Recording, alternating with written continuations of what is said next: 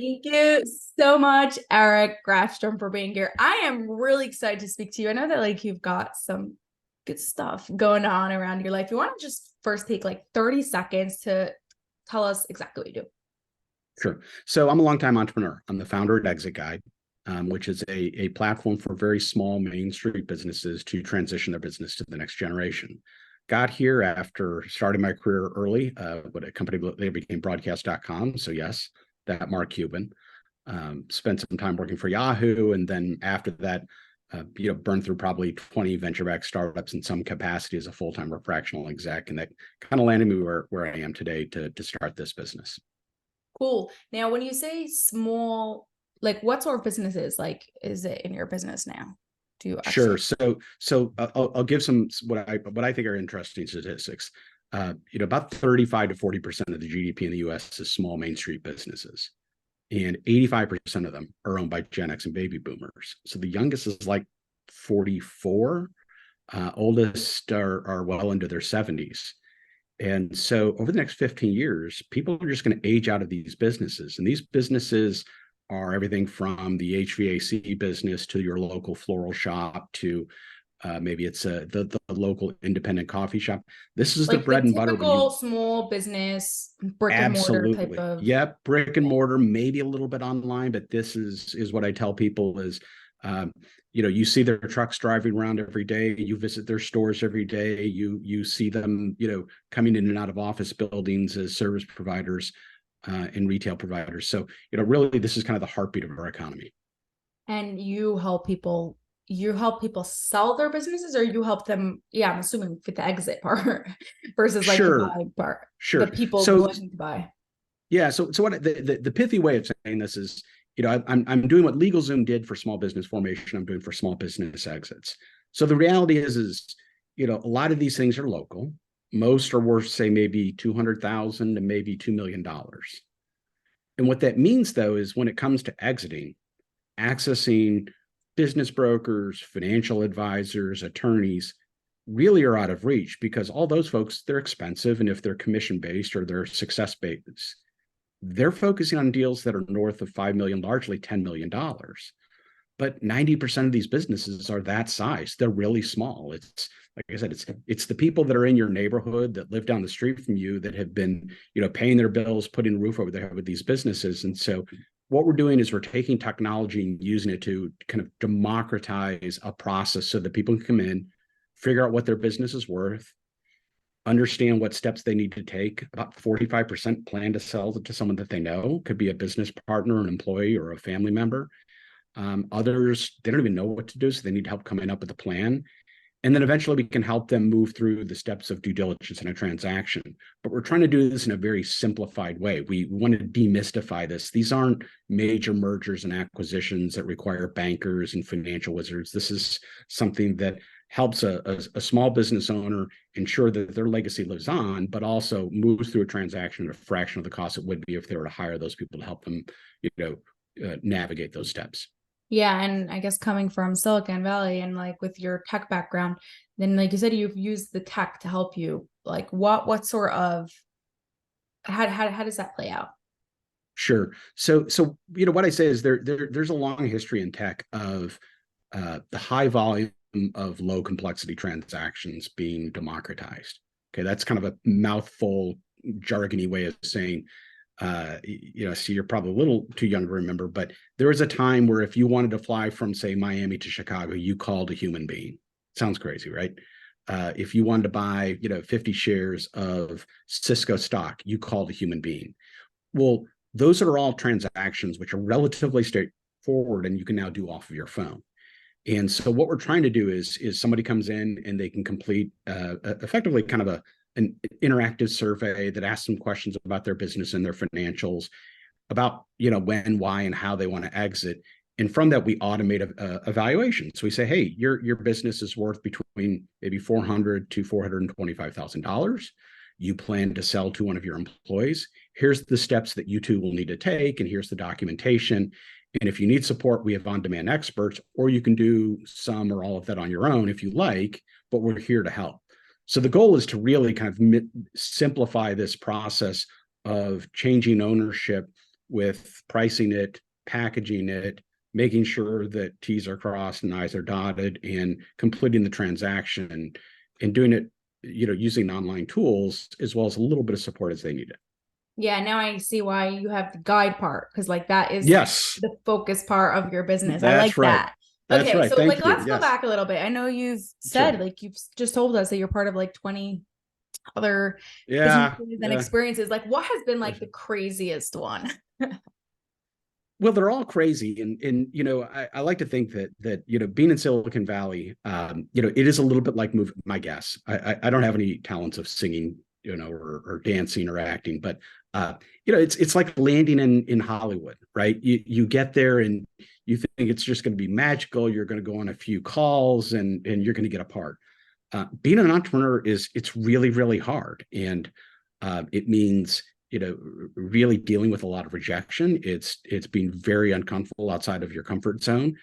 um, when I started in this space, a lot of my friends were going off to law school and business school, and they had good jobs, and I was banging out cold calls off of a card table with crickets on the floor, in wondering what I was doing with my life. And so you go through these various startups, a lot of crazy stories to tell.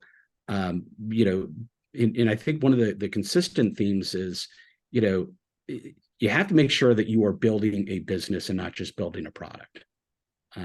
It's easy to get caught up in the technology. It's easy to get caught up in something that looks great and has a fantastic user experience. What I often tell first-time entrepreneurs is, you get no credit for building a product or just building something. You have to build something that people both want to use and are willing to pay for. And in some cases, you can build something that is good enough that people will happily pay for. And that's a much better opportunity for you and for your investors, if you have them, than it is to build something that is fantastic, but really doesn't necessarily have a big driver. It's the old adage of, are you selling a vitamin, or are you selling a painkiller? Which I'm sure you've probably heard, and maybe other people on your podcast have said that. But what is it that you're building, and does it really meet a need? And you'd be surprised at maybe not, how many companies do get funded is a solution looking for a problem. Yeah, I'm curious in this part of like building the business part versus just the product. Mm-hmm. How much do you see that now in your company? Like these small businesses are like, how does that play out? Well, what's interesting, one of the things I love about my business is my customers are, people that own things like an HVAC company or a pest control company or a coffee shop. And it's a different set of challenges. I'm a big supporter of getting involved with your local chamber of commerce, regardless of what age you are, if whether you were in tech or whether you were in a more traditional Main Street business or something in between. Get involved with your local chamber. It's an amazing thing. You'll get to know people in your community. You'll understand how your very hyper local economy works. And so, there's a difference between what people look at as a tech startup versus a traditional, entrepreneur. If I decide to open up a pizza restaurant here in Austin, Texas, no one's going to ask me, are you sure people like pizza? Now, people like good pizza delivered consistently with good customer service at a reasonable price, but no one's going to ask if there's product market fit with pizza. When you're doing a tech startup, you're largely basing, your business on a thesis. My thesis, for example, is, the M&A process is too complex and out of reach for most small business owners. Yet the need is they still have to at some point transition their business, and the only way to solve that is with a technology gap. But what I love about our customers are, they are, as I mentioned earlier, they're real businesses solving real problems with real business models, and they have a lot of pride in what they've built over the years, as they should.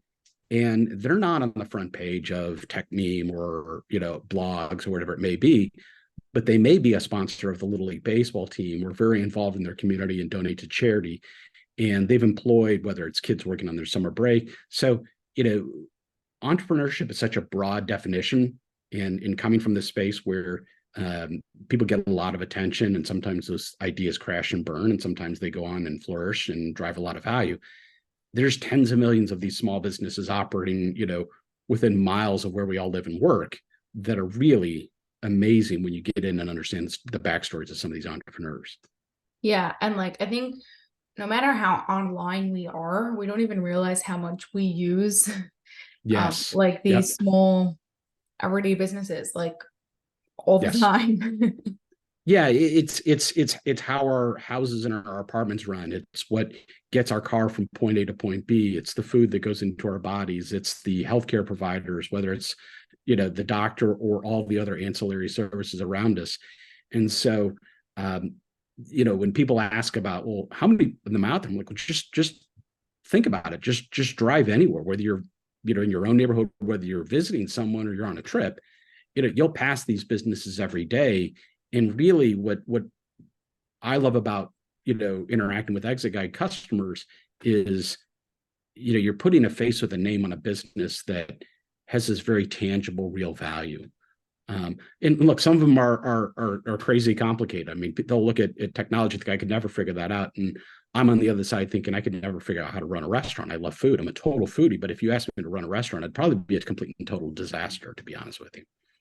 Yeah, so bring me back to Silicon Valley. I'm still waiting to hear Yeah, like some good story of how like what happened, what were challenges, how were we able to get sure. out of it? Well, look, one of the things that I learned. So I'll tell you one of my earliest stories. And again, this is so I was at it was then AudioNet, and streaming audio was a new thing. There was no video, right? Streaming audio over the internet was just completely and totally unheard of. And we had a 10,000 stream real audio license, Real Audio 2.0, in this tiny little warehouse in Dallas, Texas.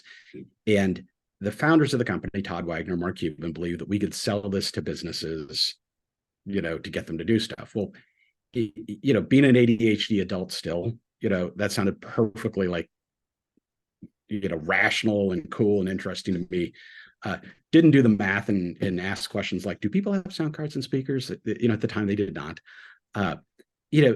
In the biggest surprise came is, you're banging out cold calls and you're thinking you're going to pursue these corporations and do it. The biggest account for the company for about 2 years that I managed to bring in the door, and we don't have enough time to get into the story of how I got it, was World Championship Wrestling. So, people listened to professional wrestling over the internet, and they paid for it. No one in their right mind, when Mark and Todd started this business and when I got into it, no one would have thought what would be the biggest revenue generator for broadcast.com in the early years would be professional wrestling. Yet, lo and behold, it was a property that was owned by Turner Media Group out of Atlanta. I mean, some of the sharpest people in sports marketing that you'll ever meet in your entire life.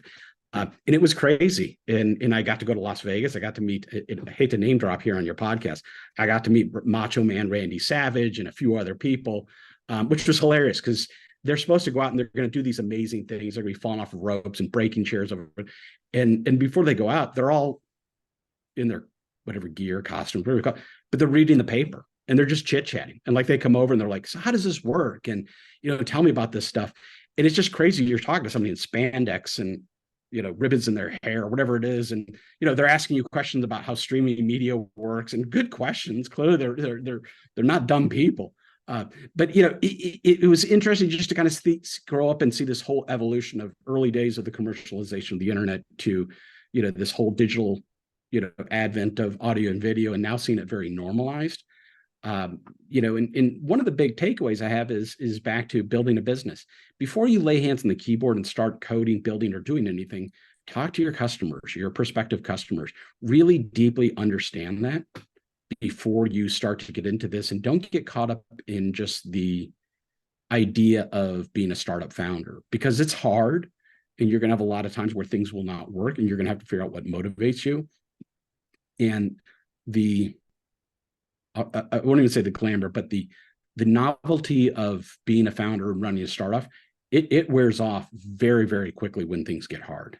And so you have to be in love with the opportunity you're creating and the problem that you're solving versus the idea of I'm the founder and CEO of something that has 2 employees. Like, who cares? Like, you've got to be involved in something that you're like, my job is to fix this massive problem, address this underserved need, grow this opportunity.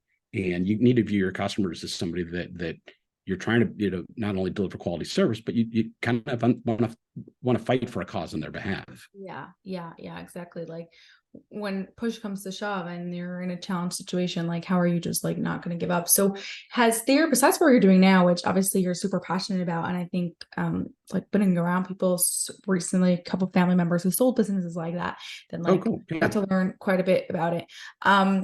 So yeah, I'm like super interested in it. I could see your passion in that. But I'm curious, like previously, in some of your other adventures, like what were some of the causes, or let's say, pick one. What was a cause that you were super passionate about, and like that way, when a challenge came, like you were able to like push through and make it actually work or do what needed to be done in that situation? Yeah, I mean, look, there was one company that where I came in as a CEO and to help revitalize the company. We ended up selling to an online a company called The Muse, based out of New York, which is kind of an HR tech and job a career site. This is one where it didn't totally work out, even though I thought we had the right idea. Our idea was everybody goes through this painstaking process of applying for a job, and you have to fill out these forms, and sometimes try to upload your resume, and then it's a disaster, right? And we had, I thought, a great idea, which was really, our thesis was 2 things. One is that we would use an API and we plug in these applicant tracking systems and allow the candidates to get an update on the status of their application.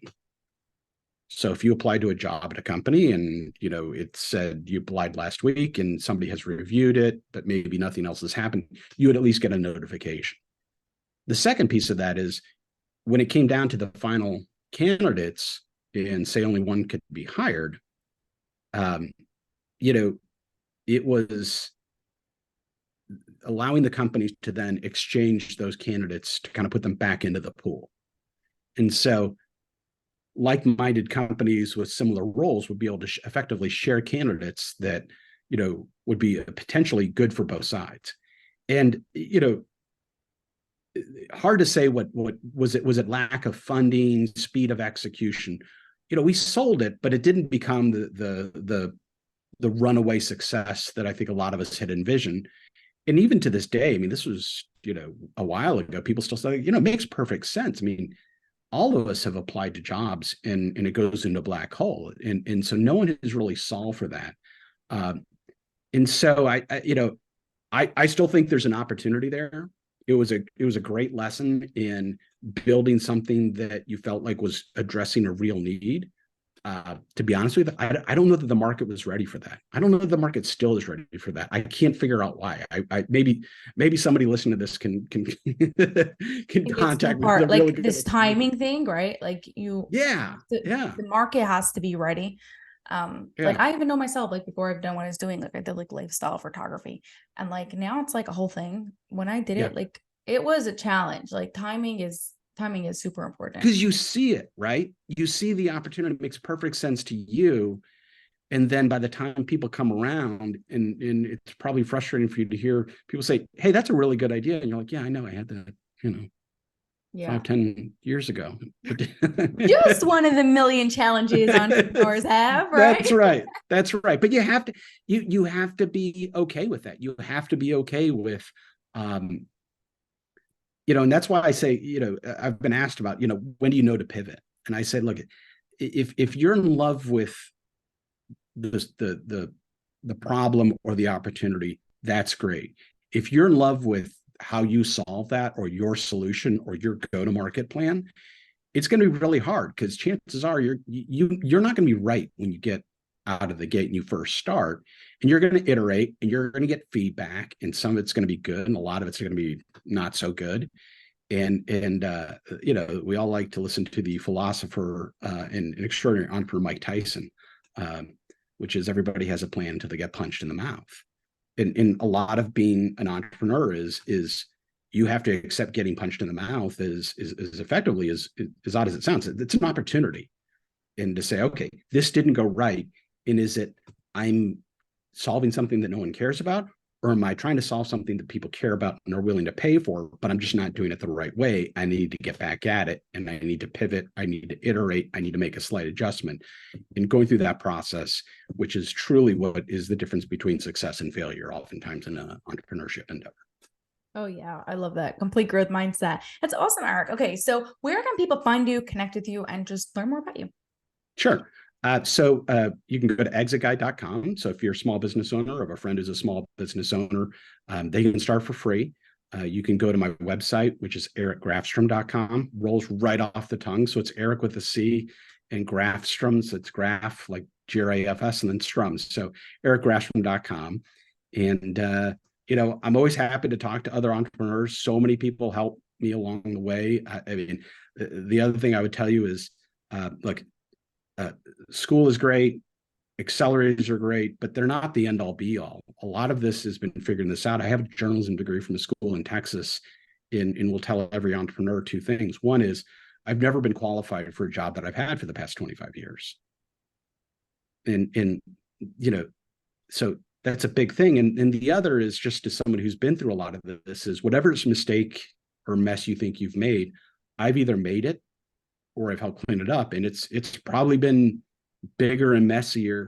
And that's okay. Like, it's not the end of the world. Like, if you email 10,000 people something that you didn't mean to email them, or you post about a product launch and it just falls flat on its face, have a group of people that you can go hang out with, talk to, that will, whether it's in person or digitally, they'll put their hand in your back and be like, it's okay, man, I've done that. Like, I've made that mistake. I emailed 15,000 people the wrong thing, or we sent a press release out and it didn't work. That's part of the process. So just get back up and get after it. And so if I can be of help to anybody out there that's listening to doing that, more than happy to do so. I appreciate that so much, You Eric. bet. Thank you for being here, and thank you for your wisdom today. Absolutely enjoyed it. Thanks so much.